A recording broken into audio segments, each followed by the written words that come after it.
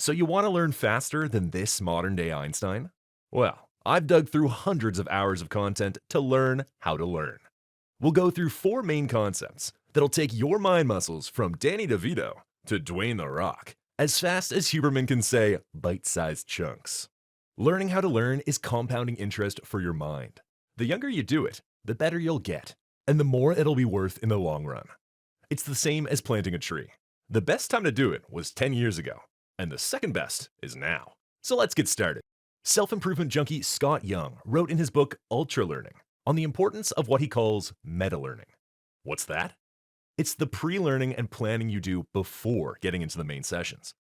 Pre-learning is all about deciding what you want to learn, how you will learn it, and most importantly, by when. You probably clicked on this video with some idea of what you want to learn, and we'll go through how to do it later. So let's talk about the when. Setting achievable and regular goals is how you move mountains.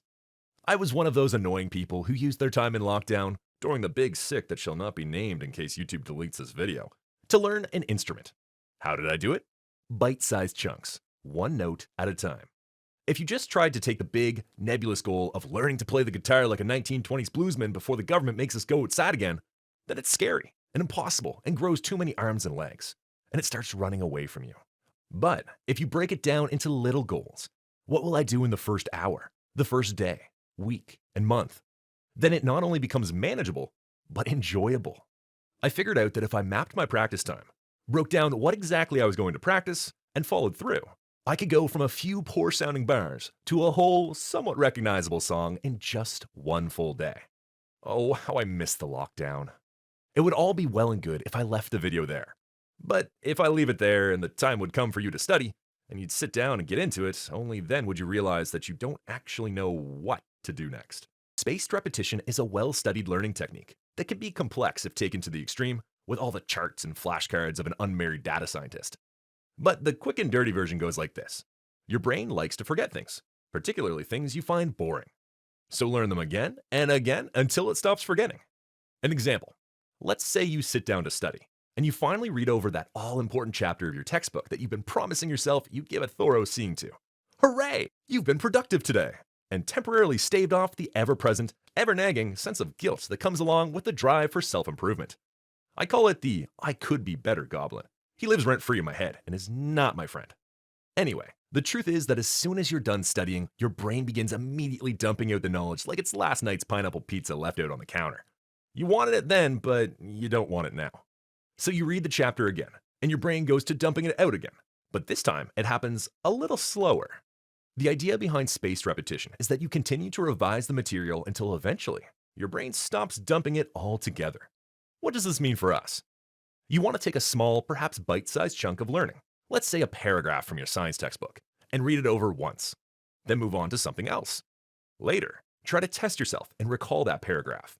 If you can't recall, go back and read it again. If you can recall, congratulations, you've learned it. Just repeat these steps, testing yourself every so often, and you'll easily master whatever it is you're after. Next, let's talk active recall. Here's the secret sauce behind learning just as fast as the Big H himself. In an interview with Dr. Cal Newport, the pair discussed active recall techniques, and Huberman admits that in his early days, he'd use a complex system of highlighting and marks to study text. It was clunky and took too much time. Newport gave him, and us, the secret to a better way. Active recall is the practice of testing yourself to see how much you can actually remember from what you've learned, and then using the results to guide your next study session. Take me and my guitar. I'd read off some music, playing as I'd go, just one section, play it on a loop 10 or 20 times. Once that was done, I'd take a break for 10 minutes and come back later on. I'd try to play what I'd learned before without looking at the music this time. This is active recall in a nutshell.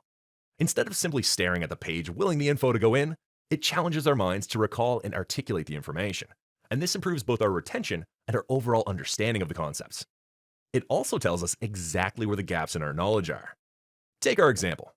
If you can recall the first part, but then get stuck halfway through that sick guitar solo, then you know that is exactly where you need to pick up from in your next practice session. Here's a tip to help you put active recall into practice. It's called the Feynman technique, made famous by American theoretical physicist Richard Feynman. He was known as the Great Explainer because of how great he was at taking simple concepts and breaking them down into easy-to-understand explanations. He always told his students that if you can't explain a concept in simple terms, then you don't know it well enough. So try it out. Take whatever it is you're trying to learn and pretend that you need to explain it to someone else, someone very dumb. Write out the explanation without looking at the source material. It's harder than it sounds. And once you identify an area where you got lost, go back and revise that section of the material. I'll leave you with some more golden learning nuggets from Dr. Hubie. He breaks down learning into a two-stage process. A period of alertness and focus, think studying or active recall, where your brain highlights areas it will reinforce, followed by a period of deep rest, where your mind will actually make the physical changes in your brain, forming new connections and locking in what you've learned. This is why pulling an all-nighter is about as useful as an ashtray on a bicycle. Without sleep, your brain can't rewire itself with the info you've studied, so you're basically wasting your time. Speaking of time, how long should you study in one go? Hubie says it's 90 minutes. Our brains operate on ultradian cycles, meaning we can only focus at our peak for about 90 minutes. After that, the focus falls off and we get diminishing returns. So combine 90-minute ultradian cycles with spaced repetition to plan out the ultimate Huberman sessions.